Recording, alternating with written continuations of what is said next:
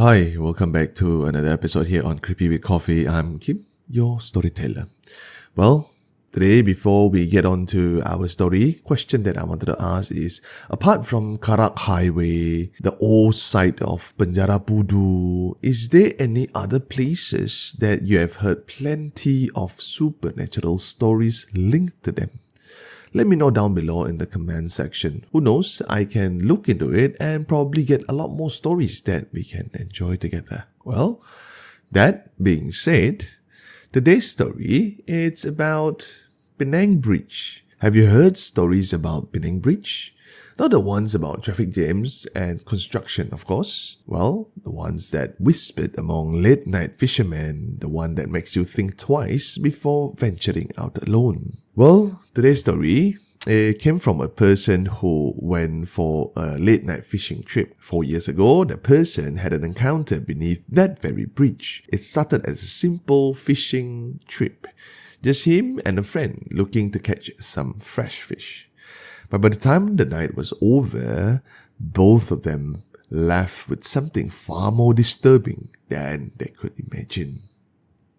Well, like usual, before we start with the story, if you have yet to do so, please help me subscribe to the channel. Thank you very much. Now, let's get on to the story. This is Creepy with Coffee. Fishing has always been my way of earning a living. I often go alone beneath the Penang Bridge, selling my catch for extra income. But some nights, the waters are silent and the shadows play tricks on the mind. Tonight, I want to share one of the most chilling experiences of my life, something that happened 4 years ago under the bridge, an event I will never forget. It was a Wednesday when I decided to go fishing with a friend from my village. He had been pestering me for weeks, saying that he wanted to experience fishing beneath the bridge and taste fresh fish out of the sea. I agreed, and that evening we headed out together, settling at Tiang 35, a spot I frequented because it was known for large catches. The night started slow. The water was murky and the fish weren't biting as much as usual. We only managed to catch a few small ones, croakers and catfish. It was disappointing because our real goal was to catch threadfin, grouper, barracuda, or even a GT, a giant trevally. But despite our passions, the big ones never came. As the hours passed, my friend grew restless. He sighed loudly, tossed his fishing rod aside and leaned against one of the massive concrete pillars. He muttered, "Bro, I'm getting bored. Not even a bite. Oh, small fish. When is gonna be the big one? Well, it sucks." I laughed and told him to be patient. Well, fishing requires waiting. Probably he's not like a heavy angler like myself. That's why this happened. He ignored me, pulled out his phone and started watching YouTube. Soon, I heard music coming from his speaker at full volume. It was this song.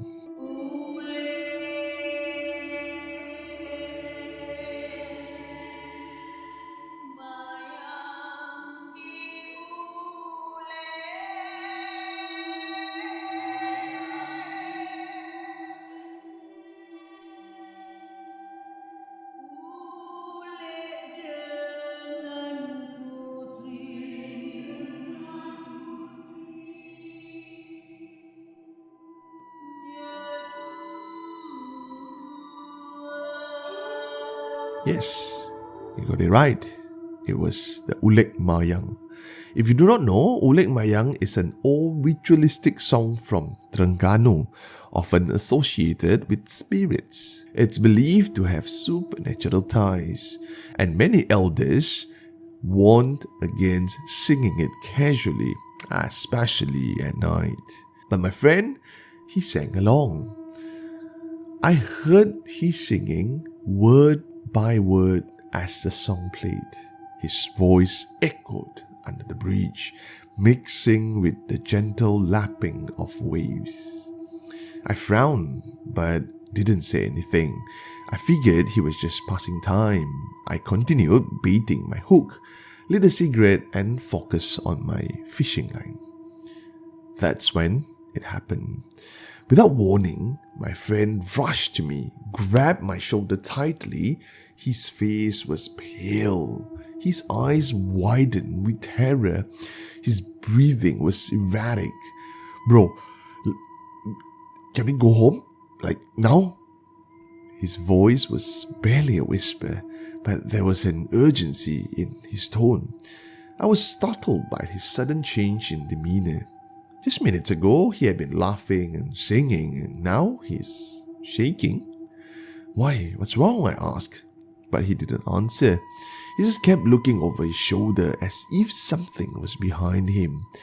I reminded him, we can't leave now. There's no boats at this kind of time, and it's gonna be until morning. Then we'll have boat service. He clenched his jaw and fell silent, refusing to say anything else. For the rest of the night, he just sat there, motionless, staring at dark waters without moving much. The next morning, we packed our gear and boarded the first boat back to shore. My friend remained eerily quiet, his expression blank like someone in shock. It wasn't until we were driving home when he finally spoke.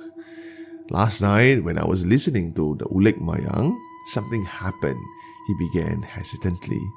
He told me as soon as the song ended, he heard a scream. A desperate voice crying for help. He thought someone had fallen into the water, so he grabbed his flashlight and shone it towards Tiang 36, because we are at Tiang 35. What he saw froze him in fear. Sitting on the edge of the pillar was a woman in yellow shawl. Her face was obscured by shadows, but she was just sitting there, still as a statue. We knew for a fact that no one else was fishing there. The spot had been empty all night long. He wanted to believe it's just another fisherman, but then the lady slowly turned to look at my friend, and that's when he saw her horrific face. Her tongue uncurled, stretching unnaturally long, dangling all the way to her chest. Her skin was sickly pale, and her eyes glowed red in the darkness. Then she smiled. That was enough. My friend shut off his phone, ran to me, and demanded that we leave. But the nightmare wasn't over yet. As soon as she vanished, a strange fragrance filled the air, an overwhelming sweet perfume that came out of nowhere. It wasn't a normal smell, he whispered. It was strong like flowers, but it felt wrong. Well, he's the only person who can smell it, because throughout the whole night, it was just another night of fishing for me. So, what do you think? Is it the friend's imagination? Or did he actually see probably a victim that you know what happened at Penang Bridge? Fishermen under the bridge have reported countless eerie encounters, but what do you believe? Let me know down below in the comment section. But once again, if you have yet to do so, please help me share this content out. Once again, thank you very much for watching. This is Kim from Creepy with Coffee.